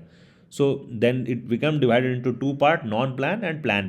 Non-plan is for routine things on a yearly basis, and planned budget was for 5 year plan basis पे जो priorities fixed by the plan. So a 5 year plan has the advantage of permitting the government to focus on the larger picture and make long-term intervention in the economy. तो जो पंचवर्षीय योजना है, इसका क्या फ़ायदा है, पंचवर्षीय योजना पे अमल करने का यह फ़ायदा है कि सरकार के सामने अर्थव्यवस्था की एक बड़ी तस्वीर होती है ना। गवर्नमेंट हैज़ लार्जर पिक्चर, है ना, and government is able to make long term intervention in the economy. और सरकार जो है वो अर्थव्यवस्था में लंबी अवधि के लिए हस्तक्षेप कर सकती है, लॉन्ग टर्म इंटरवेंशन कर सकती है सरकार, क्योंकि सरकार के पास एक 5 ईयर प्लान है, लॉन्ग टर्म प्लान है। The draft of the first 5 year plan and then the actual plan document released in December 1951 है ना, generated a lot of excitement in the country. तो जो फर्स्ट 5 ईयर प्लान दोस्तों, first 5 year plan कब release करता है, and then actual plan document है ना। सो जो 1951 में 1951 में प्रथम पंचवर्षीय योजना का जो प्रारूप है वो जारी होता है। दिसंबर 1951 में प्रथम पंचवर्षीय योजना का प्रारूप जारी होता है, और इसके जारी होने के साथ ही पूरे देश में एक उत्साह फैल जाता है, लॉट ऑफ एक्साइटमेंट होता है, क्योंकि कंट्री प्लानिंग के रास्ते पे बढ़ चुकी है। People from all walks of life, academics, journalists, government and private sector employees, industrialists, farmers, politicians, etc. discussed and debated the documents extensively. तो देखेंगे कि people from all walks of life, जिंदगी के सारे क्षेत्रों से, जीवन के हर एक क्षेत्र से लोग, मसलन बुद्धिजीवी लोग, एकेडमिक्स, जर्नलिस्ट लोग, है ना, जो बेसिकली पत्रकार लोग हैं, government and private sector employees, सरकारी और निजी क्षेत्रों के जो एम्प्लॉयज़ हैं, इंडस्ट्रियलिस्ट जो हैं, जो किसान हैं, है ना, और जो राजनेता है ना, उद्योगपति, किसान, राजनेता, ये सारे लोग और भी अन्य लोग, ये सब डिस्कस एंड डिबेट करते हैं इस डॉक्यूमेंट को। ये जो ड्राफ्ट डॉक्यूमेंट बनता है, plan 5 year, first 5 year plan, इस पर काफ़ी डिस्कशन होता है और काफ़ी डिबेट होता है, बहुत ही विस्तार से, विस्तृत रूप में। The excitement with planning reached its peak with the launching of second 5 year plan in 1956 and continued somewhat till the third 5 year plan in 1961. तो जो ये उत्साह था दोस्तों, जो फर्स्ट 5 ईयर प्लान के रोल आउट होने के से जो उत्साह आया, ये उत्साह और भी अपने चरम पे पहुंच जाता है ना। Excitement with planning reached its peak with the launching of second 5 year plan. तो जब दूसरा पंचवर्षीय योजना 1956 में रोल आउट होता है, 1956 में जब दूसरा पंचवर्षीय योजना रोल आउट होता है, तो जो ये एक्साइटमेंट है, जो उत्साह है लोगों का, वो और भी अपने चरम पे पहुंच जाता है। और ये एक्साइटमेंट कुछ हद तक कंटिन्यू करता है थर्ड 5 ईयर प्लान 1961 तक, है ना। थर्ड 5 ईयर प्लान, तीसरी पंचवर्षीय योजना जो 1961 में रोल आउट हुई, तब तक ये उत्साह कंटिन्यू करता है। The fourth plan was due to start in 1966। जो चौथा पंचवर्षीय योजना प्लान था वो 1966 में, 61 के बाद 1966 है ना, 1961 के बाद 1966 में स्टार्ट होना था। By this time, the novelty of planning had declined considerably, and moreover, India was facing acute economic crisis, है ना। तो जो इस वक्त तक क्या हुआ कि नियोजन का जो नयापन था वो एक हद तक मंद पड़ गया। अब जो नोवेल्टी ऑफ प्लानिंग थी, जो इसमें नयापन था, वो खत्म हो गया था, काफ़ी हद तक खत्म हो गया था। And more over India was facing, Bharat उस समय एक बहुत ही गहन आर्थिक संकट की चपेट में आ चुका था। India was facing acute economic crisis, है ना, गहन आर्थिक संकट में इंडिया आ गया था। The government decided to take a plan holiday. तो सरकार उस समय क्या सोचती है, सरकार ने पंचवर्षीय योजना को थोड़े देर के लिए विराम देने का फैसला किया, प्लान हॉलीडे ले लिया, है ना। दो many criticisms emerged both about the process and priorities of these plans, the foundation of India's economic development was firmly in place by them। तो हम मानते हैं कि यद्यपि ये इनका बेसिकली बहुत सारे क्रिटिसिज्म हैं, बहुत सारी आलोचनाएं हैं for both emerge both about the process and priorities. बहुत जो प्लानिंग का जो तरीका था, जो प्रक्रिया थी, और जो प्लानिंग के प्रायोरिटीज थे, है ना, इन दोनों के ऊपर काफ़ी आलोचनाएं भी हैं। लेकिन उसके बाद भी the foundation of India's economic development, but जो भारत का इकोनॉमिक आर्थिक विकास का जो फाउंडेशन था, जो नींव था, बुनियाद था, वो इस प्लानिंग प्रोसेस से मजबूती तरीके से रख दिया गया था तब तक, है ना दोस्तों। सो ये टॉपिक यहीं पे मैं क्लोज करूँगा। जय हिंद, जय भारत। जय हिंद फ्रेंड्स, जय हिंद दोस्तों।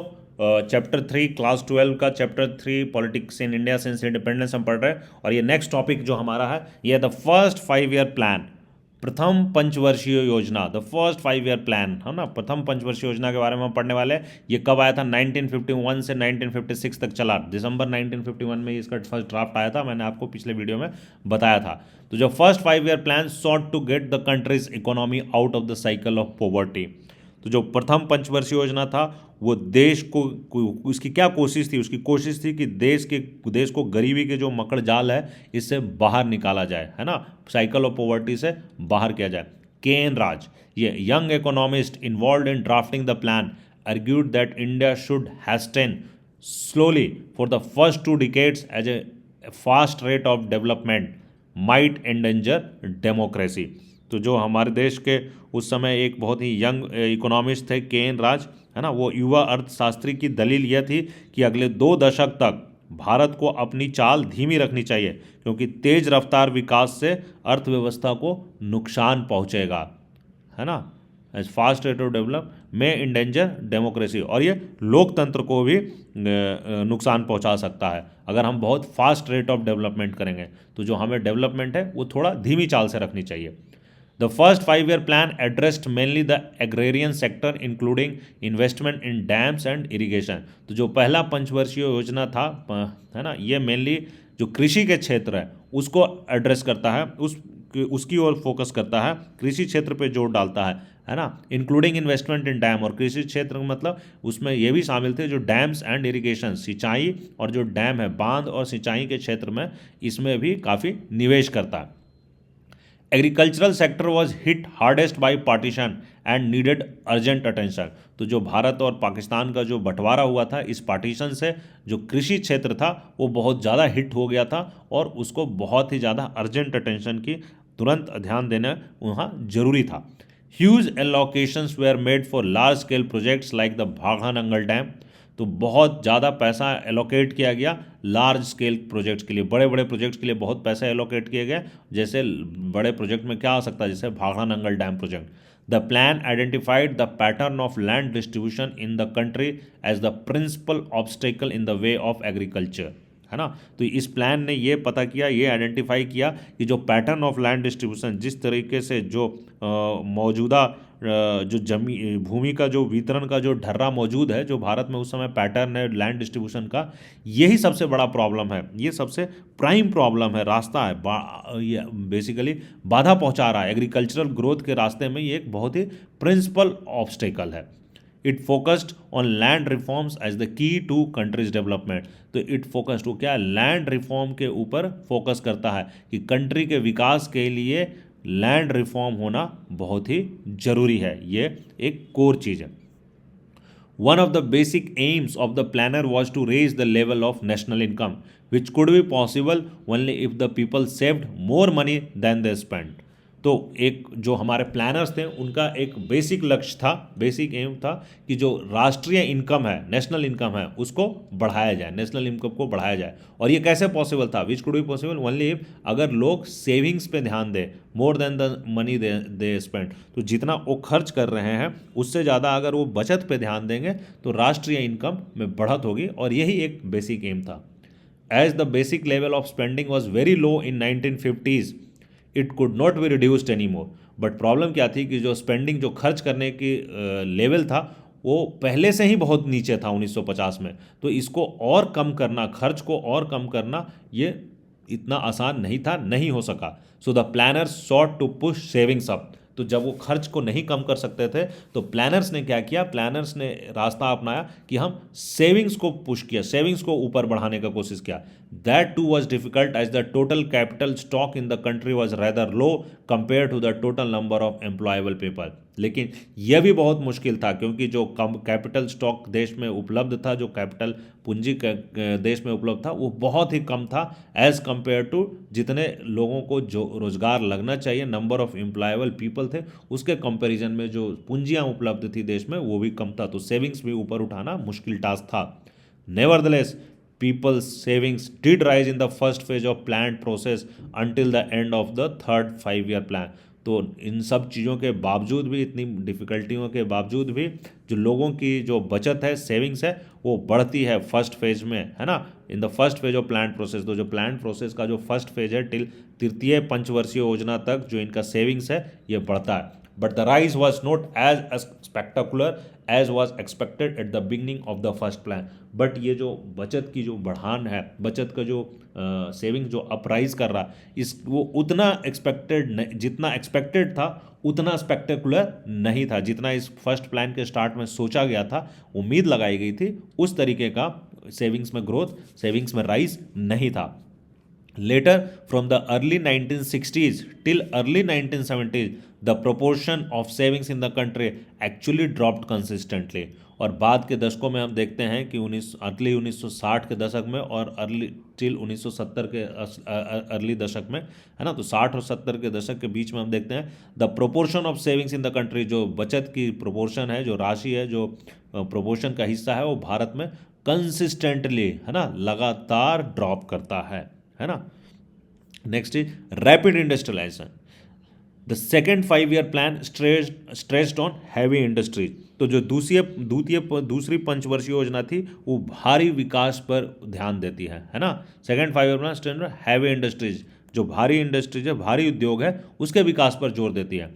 It was drafted by A team of economist and planners under the leadership of PC Mahalanobis. तो ये एक टीम ऑफ इकोनॉमिस्ट, जो अर्थशास्त्री और प्लानर की टीम थी, एक किनके लीडरशिप के अंदर में? एक बहुत बड़े अर्थशास्त्री पीसी महलनोबिस, है ना, पीसी महलनोबिस एक बहुत बड़े अर्थशास्त्री थे। इनके अंदर ये गठन किया जाता है, इनके अंदर एक टीम के गठन होता है, और वो टीम ये सेकेंड 5-year प्लान लेकर आती है। If the first plan had preached patience, the second wanted to bring about quick structural transformation by making changes simultaneously in all possible direction। तो अगर हम ऐसा मानते हैं कि जो पहला प्लान था वो हमें धैर्य सिखाता है, अगर पहला प्लान हमें धैर्य सिखाता है, तो जो दूसरा प्लान था वो क्या चाहता था? वो चाहता था क्विक, जल्दी से स्ट्रक्चरल ट्रांसफॉर्मेशन हो, है ना, ढांचागत बदलाव हो, जो पूरे उनकी संरचना है उसमें जल्दी से बदलाव हो, by making changes simultaneously in all possible direction. तो जितने भी दिशा में अगर हमें बदलाव की पॉसिबिलिटी हम कर सकते हैं, तो पैरेलली, एक साथ, लगातार, साइमल्टेनियसली, मतलब कंटिन्यूसली एक साथ, है ना, पैरेलली, हम ऐसा नहीं कि सिर्फ एक क्षेत्र में, एग्रीगेरियन सेक्टर में, हर एक दिशा में, मल्टीपल डायरेक्शन, जहाँ तक पॉसिबल है हम कोई जल्दी से स्ट्रक्चरल, संरचना के आधार पर उन पर बदलाव लाया जाए। Before this plan was finalised, the Congress party at it session held at Awadi near the then Madras city passed an important resolution है ना। तो इस प्लान के फाइनलाइज होने के पहले जो कांग्रेस पार्टी की जो अवाड़ी एक जगह है चेन्नई, आज के चेन्नई के पास, तो वहाँ वहाँ जो सेशन होता है उसमें एक इम्पॉर्टेंट रेजोल्यूशन पास करता है Congress party. It declared that socialist pattern of society was its goal. तो वहाँ घोषणा करता है कि जो समाजवादी pattern of society, socialist pattern of society है, वही हमारा गोल है, वो हमारा लक्ष्य है ना। समाजवादी पैटर्न को इसने अपना लक्ष्य बना लिया। This was reflected in the second plan. और ये हमारा जो दूसरा प्लान है, दूसरी पंचवर्षीय योजना है, इसमें इसकी झलक दिखती है। The government imposed substantial tariffs on imports in order to protect domestic industry। तो जो डोमेस्टिक इंडस्ट्रीज थे, जो हमारे देश के डोमेस्टिक इंडस्ट्रीज थे, इसको प्रमोट करने के लिए, इसको बचाने के लिए, इसको संरक्षित करने के लिए सरकार ने इंपोर्ट्स पे सब्सटैंशियल, भारी भरकम टैरिफ लगा दिया। टैरिफ क्या होता है दोस्तों? एक कर टाइप का लगा दिया, एक टैक्स टाइप का लगा दिया, है ना, कि जो भी चीज़ें इंपोर्ट होकर आएगी उस पर बहुत ज़्यादा टैक्स लगा दिया, सो दैट हम अगर जो इंपोर्ट्स आ रही है, जो बाहर से देश से जो चीज़ें आ रही इंपोर्ट होकर, वो अगर सस्ती भी होगी तो उस पर हम टैक्स ज़्यादा लगा देंगे, तो हमारे यहाँ हमारे मार्केट में महंगी हो जाएगी। तो इससे क्या फ़ायदा होगा कि जो हमारे देश के अपने उत्पाद हैं वो सस्ता हो जाए, वो सस्ता दिखेंगे, है ना। बाहर अगर 2 रुपये से कोई चीज़ बन के आ रही है, उस पर हम 5 रुपये का टैक्स लगा दिए, तो भारत में वो चीज़ 7 रुपये की बिक रही है। और अगर भारत में 2 के बजाय, भारत में मान लीजिए वो भारत में बनाने में उसका 5 रुपया लग रहा, तो अगर देखा जाए तो बाहर में बनने में 2 रुपया लग रहा था, भारत में बनने में 5 रुपया लग रहा है। तो अगर मार्केट में आती तो क्या बिकता? वो बिकता जो सामान इंपोर्ट होकर आया। बट अगर उस पर टैरिफ लगा दिया सरकार ने और उस पर 5 रुपये का टैक्स डाल दिया, तो अब वो 7 की हो गई है। तो अब वो बिकेगा जो हमारे देश में 5 रुपये में बन रहा। सो डोमेस्टिक इंडस्ट्रीज को इससे प्रोटेक्शन मिल गई। Such protected environment helped both public and private sector industries to grow. तो ये जो प्रोटेक्टेड इन्वायरमेंट थी, जो संरक्षित वातावरण प्रोवाइड किया गया, इससे हमारे पब्लिक और प्राइवेट सेक्टर को ग्रो होने में दोनों को मदद मिला। As savings and investments were growing in this period, a bulk of these industries like electricity, railway, steel, machineries and communication could be developed in public sector. और as savings जो है ना, बचत जो है, सेविंग्स और इन्वेस्टमेंट, निवेश दोनों बढ़ रहे थे, है ना। हमारे देश में सेविंग्स भी बढ़ रहे थे और इन्वेस्टमेंट भी बढ़ रहे थे। तो इस पीरियड में जब द्वितीय पंचवर्षीय योजना में दोनों चीज़ की बढ़त हो रही थी, तो बहुत सारे इंडस्ट्रीज डेवलप किए गए। पब्लिक सेक्टर में बहुत सारे इंडस्ट्रीज डेवलप कर गए, ये मसलन इलेक्ट्रिसिटी के क्षेत्र में, रेलवेज में, स्टील में, मशीनरीज एंड संचार के क्षेत्र में, तो काफ़ी पब्लिक सेक्टर कंपनीज का डेवलपमेंट हुआ। Indeed, such a push for industrialization marked a turning point in India's development. In fact, हम कह सकते हैं कि जो ये इस तरीके का जो पुश किया गया इंडस्ट्रियलाइजेशन में, है ना, औद्योगिकरण के ऊपर जो इतना जोर डाला गया, ये भारत के विकास के लिए एक टर्निंग पॉइंट साबित होता है। ये हमारे देश के डेवलपमेंट के लिए टर्निंग पॉइंट साबित होता है दोस्तों। It however had its problems as well. But इसके साथ कुछ प्रॉब्लम्स भी थे, इसके अपने प्रॉब्लम्स भी थे। India was technologically backward, so it had to spend precious foreign exchange to buy technology from global market. तो इंडिया ऑफकोर्स उस समय टेक्नोलॉजिकली, तकनीकी के क्षेत्र में बहुत पीछे था तकनीकी रूप से। तो इंडिया को काफ़ी अपना फॉरेन एक्सचेंज, जो हमारे पास पैसा रिजर्व, फॉरेक्स रिजर्व होता है ना, इंडिया में जो फॉरेन एक्सचेंज था वो खर्च करना पड़ा दूसरे दुनिया के जो ग्लोबल मार्केट थे उससे तकनीकी खरीदने में, टेक्नोलॉजी को बाई करने में हमें अपने फॉरेन एक्सचेंज को खर्च करना पड़ा। So that apart, as industry attracted more investment than agriculture, the possibility of food shortage loomed large। अब हुआ क्या, इसके साथ एक और प्रॉब्लम क्या हुई दोस्तों, कि जब ज़्यादा अट्रैक्शन किस में चला गया, ज़्यादा इन्वेस्टमेंट इंडस्ट्री में चला गया। Industry attracted more investment, of course जो औद्योगिकरण वाला क्षेत्र था, जो इंडस्ट्रियल क्षेत्र थे, उसमें इन्वेस्टमेंट ज़्यादा होने लगा। कहाँ? एज कम्पेयर टू एग्रीकल्चर, कृषि के क्षेत्र से ज़्यादा लोग पैसा डालना स्टार्ट कर दिए, इन्वेस्ट करना स्टार्ट कर दिए इंडस्ट्रीज में। तो इससे क्या हुआ, जो फूड शॉर्टेज हो गई, फूड शॉर्टेज का खतरा मंडराने लगा। The Indian planners found balancing industry and agriculture really difficult. तो जो भारत के प्लानर्स थे उसको ये बैलेंस करना है, इंडस्ट्री और एग्रीकल्चर के बीच में जो बैलेंस करना है, ये काफ़ी डिफिकल्ट लगने लगा। The third plan was not significantly different from the second. और जो तीसरा पंचवर्षीय योजना था वो दूसरे पंचवर्षीय योजना से काफ़ी ज़्यादा बदला हुआ नहीं था, सिग्निफिकेंटली डिफरेंट नहीं था। Critics pointed out that the plan strategies from this time around displayed an unmistakable urban bias. तो जो यहाँ आलोचक है वो कहते हैं कि ये बेसिकली ये जो योजना की रणनीतियाँ थी ये सीधे सीधे शहरों की तरफदारी करती हुई रहती, इसका अर्बन की ओर अर्बन एरिया शहरों की तरफ थोड़ा सा बायस था, है ना। जो हमारा प्लान था, ऐसा क्रिटिक्स का मानना है कि वो शहरी क्षेत्रों की तरफ बायस था। Others thought that industry was wrongly given priority over agriculture. और कुछ लोगों का ऐसा मानना है कि जो औद्योगिकरण था, इंडस्ट्रीज था, उसको प्रायोरिटी दे दिया गया एग्रीकल्चर के ऊपर, है ना। This is also one of the critic. So there were also those who wanted focus on agriculture related industries rather than heavy ones. और बहुत लोग ऐसे थे कि अगर इंडस्ट्री में जाना ही था, उनका ये मानना था कि अगर इंडस्ट्री में ही हमें डेवलपमेंट करना था तो it should have been agriculture related industries. जो कृषि से जुड़े हुए जो इंडस्ट्रीज हैं उस पर ज़्यादा प्रायोरिटी होनी चाहिए थी, उस पर ज़्यादा फोकस होना चाहिए था, रेदर देन हैवी इंडस्ट्री। जो भारी इंडस्ट्रीज थे, उद्योग थे, उनसे ज़्यादा फोकस इन पे होना चाहिए। तो ये चैप्टर खत्म हो गया दोस्तों। जय हिंद, जय भारत।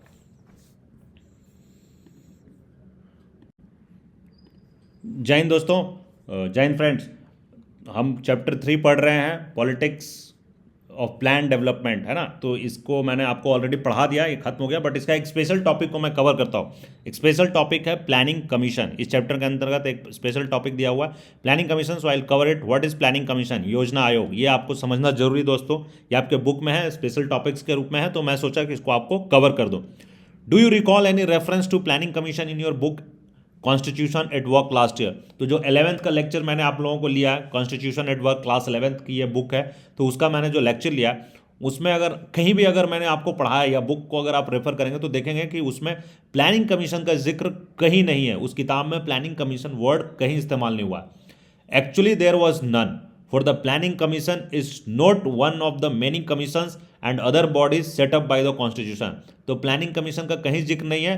प्लानिंग कमीशन जो बाकी कमीशंस है और बॉडीज है, जो बहुत सारे कमीशंस और बॉडीज है ना, many commissions and bodies has been set up by the constitution, वो हमारे संविधान के द्वारा स्थापित किए गए हैं, बहुत सारे कमीशंस एंड बॉडीज। बट याद रखिएगा, प्लानिंग कमीशन का जो गठन है वो हमारे संविधान के द्वारा नहीं किया गया है। संविधान में प्लानिंग कमीशन का कोई मेंशन नहीं है। The Planning Commission was set up in March 1950 by a simple resolution of the Government of India, है ना। तो 1950 में, मार्च 1950 में भारत सरकार के एक सिंपल रेजोल्यूशन से, है ना, एक सिंपल रेजोल्यूशन से योजना आयोग, प्लानिंग कमीशन का गठन किया जाता है। योजना आयोग का गठन कब किया जाता है? मार्च 1950। डेट याद रखिएगा दोस्तों, मार्च 1950 में प्लानिंग कमीशन का गठन किया जाता है। ये बहुत ही इंपॉर्टेंट लाइन याद रखिएगा कि by simple resolution of the government of India. ये बहुत सारे कॉम्पिटिटिव एग्जाम्स में पूछा जाता है कि is it's a constitutional body? No. क्या ये संविधान में इसका जिक्र है? नो। ये कैसे सेटअप किया गया है? It has been set up by a simple resolution of the government of India. कब सेटअप किया गया? 1950 में, प्लानिंग कमीशन। और इसके हेड कौन होता है? इसका हेड होता है इसका जो चेयरपर्सन होता है वो भारत के प्रधानमंत्री होते हैं। तो ये सारी चीज़ें बहुत सारे कॉम्पिटिटिव एग्जाम में बहुतों बार पूछा गया, अनलिमिटेड टाइम्स ये पूछा गया। It has an advisory role. इसका रोल क्या है? एडवाइजरी रोल में है। या ये भी याद रखिएगा कि इसके कौन से कैपेसिटी में ये सलाह देने की इसका रोल है ना। ये सलाह दे सकती है, समझ गए, सिफारिशें दे सकती है। ये एक सलाहकार के रूप में काम करती है, इसकी भूमिका सलाहकार के रूप में। And it's recommendations become effective only when, इसके जो रिकमेंडेशन है, इसके जो सलाह है और इसकी जो सिफारिशें हैं, ये तभी प्रभावित होगी when union cabinet approved this. तो जब यूनियन कैबिनेट, है ना, जब हमारा कैबिनेट है, देश का जो कैबिनेट है ना, वो अगर इसको अप्रूव करता है तभी इसके रिकमेंडेशन इफेक्टिव होंगे। इसके रिकमेंडेशंस ऑटोमेटिकली बाइंडिंग नहीं हो सकते हैं। The resolution which set up the commission defined the scope of its work in the following terms। तो जो रेजोल्यूशन 1950 में सिंपल रेजोल्यूशन लाया गया था और जिसके तहत इसकी स्थापना की गई, तो वो इसके स्कोप ऑफ वर्क, है ना, इसके जो कार्य का उल्लेख करते हुए, दायरों का उल्लेख करते हुए ये लिखते हैं नीचे। तो constitution of India has guaranteed certain fundamental rights to the citizen of India. Bharat का संविधान भारत के लोगों को सर्टेन कुछ फंडामेंटल राइट्स, मौलिक अधिकार देते हैं। And enunciated certain directive principle of state policy, है ना, और कुछ नीति निर्देशक तत्वों, है ना, राज्य के नीति निर्देशक तत्वों का उल्लेख करते हैं in particular. So that the state shall strive to promote the welfare of the people by securing and protecting. जो सरकार क्या करेगी? वो प्रमोट करेगी, promote welfare of the people, लोगों का वेलफेयर प्रमोट करेगी by securing and protecting a social order in which, एक ऐसा सामाजिक ऑर्डर जिसमें जस्टिस, न्याय, सामाजिक, आर्थिक और राजनीतिक, है ना, तो ये सब इस तरीके से आधारित एक सोशल ऑर्डर प्रमोट करेंगे। Direct its policy toward securing among other things, है ना, तो इसके पॉलिसीज को डायरेक्ट करेगी to secure and among other things, क्या क्या, that the citizen men and women equally have the right to an adequate means of livelihood, है ना, स्त्री और पुरुष सभी नागरिकों को आजीविका के पर्याप्त साधनों का बराबर अधिकार हो। Men and women equally have the right to adequate means of livelihood, that the ownership and control of the material resources of the community are so distributed as best to subvert the common good, समुदाय के भौतिक संसाधनों की मिल्कियत और नियंत्रण को इस तरह बांटा जाए कि उसे सर्व सामान्य की भलाई हो, है ना, सर्व द कॉमन गुड, है ना, the ownership and control of the material resources are so distributed, इसका ऐसा डिस्ट्रीब्यूशन हो, ओनरशिप कंट्रोल मटेरियल रिसोर्सेज का डिस्ट्रीब्यूशन ऐसा हो, उसके ओनरशिप एंड कंट्रोल का डिस्ट्रीब्यूशन ऐसा हो कि सर्व सामान्य की भलाई हो, कॉमन गुड को सब सर्व करे। That the operation of economic system does not result in concentration of wealth and means of production to common detriment, तो जो अर्थव्यवस्था का संचालन है वो इस तरीके से नहीं किया जाएगा, डज नॉट रिजल्ट इन, इस तरीके से नहीं किया जाएगा कि धन अथवा उत्पादन का साधन एकाध जगह पे केंद्रित हो जाए, concentration of wealth and means of production को नहीं करने देना है, it should not result in concentration of wealth and means of production, है ना, एक कुछ हाथों में केंद्रित नहीं होना है, टू द कॉमन डेट्रीमेंट, क्योंकि ये जन सामान्य की भलाई में बाधा पहुंचाएगी, है ना, तो जन सामान्य के लोगों की ये डेट्रीमेंटल है, उनके भलाई में बाधा पहुंचाती है, तो ऐसा नहीं होना चाहिए। तो विद दिस थॉट प्रोसेस योजना आयोग का गठन किया गया था, प्लानिंग कमीशन का गठन किया गया था। नाउ दोस्तों यहाँ पे फास्ट फॉरवर्ड काफ़ी साल हो गए, काफ़ी प्लान्स आए, अभी क्या है हमारे देश में, क्या अभी प्लानिंग कमीशन है, तो थोड़ा सा ये देखते हैं। नहीं दोस्तों, आज की डेट में हमारे देश में प्लानिंग कमीशन खत्म कर दी गई है। The government of India replaced planning commission with a new institution named NITI Aayog, national institution for transforming India. तो जो भारत सरकार ने है इस योजना के स्थान पर एक नई संस्था का गठन कर दिया है, नई संस्था का नाम है नीति आयोग, है ना। सो प्लानिंग कमीशन, ये भी बहुत इंपॉर्टेंटली पूछा जाता है कि planning commission has been replaced with which organisation, with institution, तो planning commission has been replaced with NITI Aayog. और कब किया गया नीति आयोग का फुल फॉर्म क्या है, नीति का फुल फॉर्म है national institution for transforming India, राष्ट्रीय भारत परिवर्तन संस्थान, national institution for transforming India. ये फुल फॉर्म याद रखिएगा, ये फुल फॉर्म भी पूछा जा सकता है दोस्तों, national institution for transforming India. NITI Aayog में नीति का मीनिंग क्या है ये पूछा जा सकता है, national institution for transforming India. These are very important topics which I am covering, तो आप इन सब चीज़ों को याद रखिएगा। This came into existence on 1 January 2015। तो नीति आयोग कब आता है दोस्तों, नीति आयोग 1 जनवरी 2015 से एग्जिस्टेंस में आता है। कौन सी सरकार, नरेंद्र मोदी की सरकार आने के बाद। तो नीति आयोग किस प्रधानमंत्री के कार्यकाल में आता है, तो श्री नरेंद्र मोदी जी के कार्यकाल में ये आता है। एंड बाकी इसके बारे में अगर आप पढ़ना चाहते हैं तो ये इनका वेबसाइट दिया हुआ है और इसके बारे में आप डिटेल में जान सकते हैं। तो दैट्स ऑल दोस्तों, ये मेनली प्लानिंग कमीशन को मैंने आपको कवर कर दिया और छोटा सा नीति आयोग के बारे में जो हमारे किताब में जानकारी दी हुई थी मैंने वो आपको कवर कर दिया है। तो ये टॉपिक भी खत्म होता है दोस्तों। जय हिंद, जय भारत। जय हिंद दोस्तों, वेलकम टू माय चैनल मुफ्त में शिक्षा। तो अब हम पॉलिटिकल साइंस के क्लास 12 पॉलिटिकल साइंस के chapter 3 politics of plan development, है ना, क्लास 12 पॉलिटिकल साइंस का chapter 3 politics of plan development, इसका क्वेश्चन आंसर सेशन है। इसका हम क्वेश्चन आंसर जो ऑब्जेक्टिव टाइप क्वेश्चंस है ये मैं आपको डिटेल में डिस्कस करता हूँ, सो दैट आपके कॉन्सेप्ट्स क्लियर हो जाएंगे। और ये ऑब्जेक्टिव टाइप क्वेश्चन समझना आपके लिए बहुत ज़रूरी है, क्योंकि ये आपके हर एक school exam, then CUET exam and जितने भी कॉम्पिटिटिव एग्ज़ाम्स हैं, SSC से लेकर SSC, EPFO, UPSC, सारे स्टेट PCS, तो इन सारे एग्ज़ाम्स के लिए ये समझना आपको बहुत जरूरी है। इनसे आपके कॉन्सेप्ट्स बहुत क्लियर होते हैं दोस्तों, और ये क्वेश्चंस घुमा फिरा कर पूछे भी जाते हैं एग्जाम्स में। सो सबसे पहला क्वेश्चन है, which of this statements about Bombay plan is incorrect. तो ये पूछा जा रहा कि जो बॉम्बे प्लान था, बॉम्बे प्लान कब आया था दोस्तों, 1944 में, है ना। ये मैं आपको पिछले वीडियोज़ में पढ़ाया हूँ, ये चैप्टर में पढ़ाया हूँ, है ना। तो बॉम्बे प्लान 1944 में आया था। तो उसके बारे में ये नीचे से कौन सा स्टेटमेंट है जो इनकरेक्ट है, हमें वो निकालना है। सो पहला ऑप्शन है, it was a blueprint for India's economic future. Second is, it supported state ownership of industry. Third, it was made by some leading industrialists. Fourth, it supported strongly the idea of planning. तो दोस्तों हम देखते हैं नीचे से देखते हैं कि जो ये स्टेटमेंट है, it supported strongly the idea of planning. Yes, जो बॉम्बे प्लान था उसी के बेसिस पे प्लानिंग कमीशन बनी और ये आइडिया ऑफ प्लानिंग को सपोर्ट करता था। तो ये तो करेक्ट स्टेटमेंट है दोस्तों। जो डी है, ये एक्चुअली अगर देखा जाए तो ये एक करेक्ट स्टेटमेंट है। तो इसमें इसको हम इनकरेक्ट नहीं बोल सकते। This is correct statement.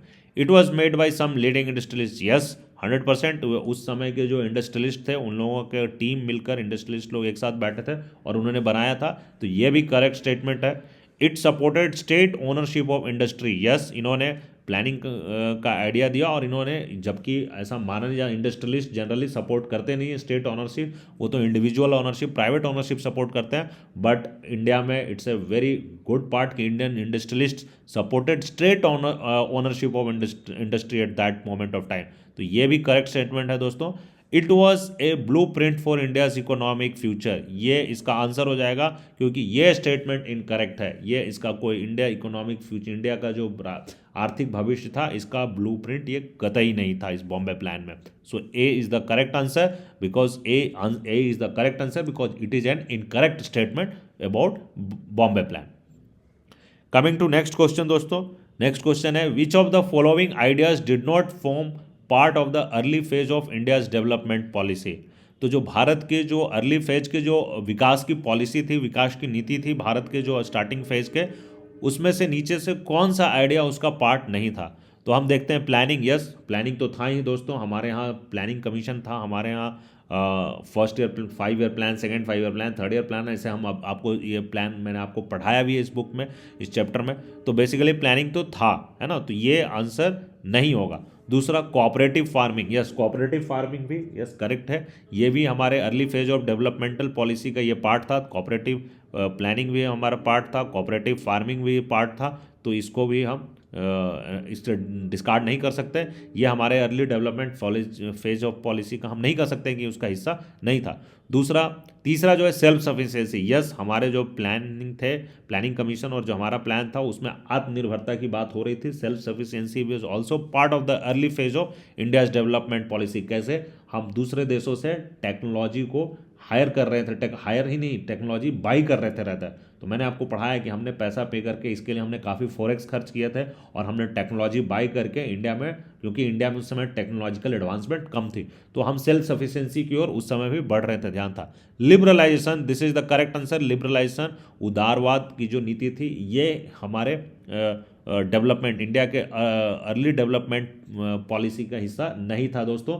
LPG, liberalisation, privatisation, globalisation बहुत बाद में आता है, 90s के स्टार्टिंग ऑफ 90s के दशक में आता है, जब हमारे फाइनेंस मिनिस्टर मनमोहन सिंह थे, प्रधानमंत्री श्री नरसिम्हा राव जी के अंतर्गत एलपीजी पॉलिसी लाई जाती है, लिबरलाइजेशन, प्राइवेटाइजेशन, ग्लोबलाइजेशन।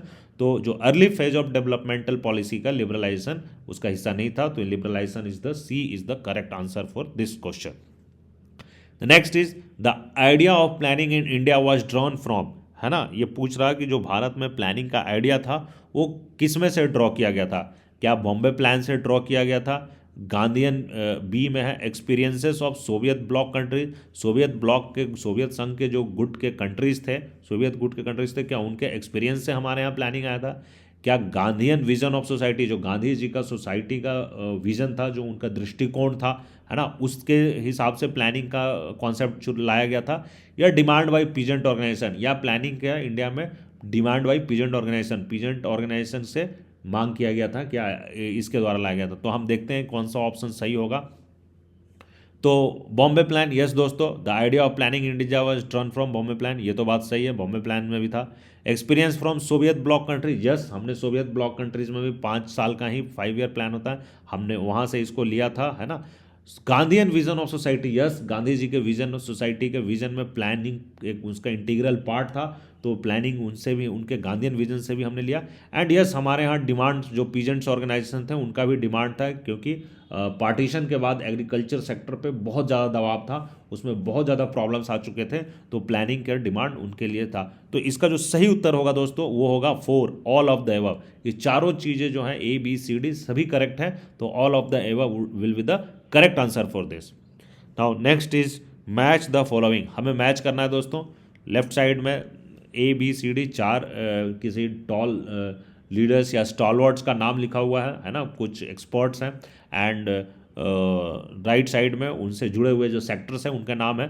तो ए में देखते हैं चरण सिंह, बी PC महलनोबिस, सी बिहार फेमाइन, डी वर्गीस कुरियन। इधर देखते हैं 1 में इंडस्ट्रियलाइजेशन, 2 में जोनिंग, 3 में फार्मर्स, 4 में मिल्क कॉपरेटिव्स। तो सबसे पहले हम कनेक्ट करते हैं दोस्तों। सबसे पहला जवाब होगा जो चरण सिंह है वो एक किसान भी थे, है ना। तो चरण सिंह को हम we will connect with farmers. So a will be connected with 3 farmers. बाद में चौधरी चरण सिंह बाद में भारत के प्रधानमंत्री बनते हैं, है ना। इंदिरा गांधी के इमरजेंसी वाले फेज के बाद 1977 में मोरारजी देसाई प्रधानमंत्री बनते हैं और उनके बाद चौधरी चरण सिंह प्रधानमंत्री बनते हैं। But he was a farmer, no doubt ये एक फार्मर के बहुत बड़े टॉल लीडर्स थे। Next is PC Mahalanobis. PC Mahalanobis आप लोगों ने पढ़ा दोस्तों, industrialisation second 5 year plan, very important industrialisation in India. India के बहुत बड़ा इकोनॉमिस्ट हम कहेंगे, तो PC महलनोबिस का बहुत बड़ा योगदान था इंडस्ट्रियलाइजेशन में, तो हम इसको इंडस्ट्रियलाइजेशन के साथ कनेक्ट करेंगे। बिहार फेमाइन, बिहार सरकार की एक जोनिंग की एक नीति आई थी दोस्तों, जिसके कारण प्राइवेट सेक्टर्स को थोड़ा फूड सेक्टर से बाहर कर दिया गया था, जिसके कारण बिहार में बहुत बड़ी फेमाइन आई थी। तो बिहार फेमाइन को हम जोनिंग से कनेक्ट करेंगे।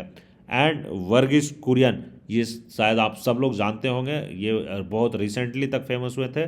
सफ़ेद क्रांति, है ना, श्वेत क्रांति मिल्क कॉपरेटिव्स के ऊपर वर्गीस कुरियन, इनका बहुत बड़ा हाथ था, इनका बहुत बड़ा रोल था। एंड ये इनका कुछ सालों वर्षों पहले इनका निधन भी हुआ। सो ये वर्गीस कुरियन को हम मिल्क कॉपरेटिव से कनेक्ट करेंगे। सो ये हमारे चारों ऑब्जेक्टिव टाइप क्वेश्चंस मैंने आपको क्लियर कर दिया दोस्तों। आप लोगों का कॉन्सेप्ट इससे क्लियर हो गया। मैंने एक एक टॉपिक आपको इसलिए समझाता हूँ ताकि क्वेश्चंस घुमाया फिराकर पूछे जा सकते हैं, तो आपको पूरा कॉन्सेप्ट क्लियर होना चाहिए। सो दैट्स ऑल दोस्तों, जय हिंद, जय भारत।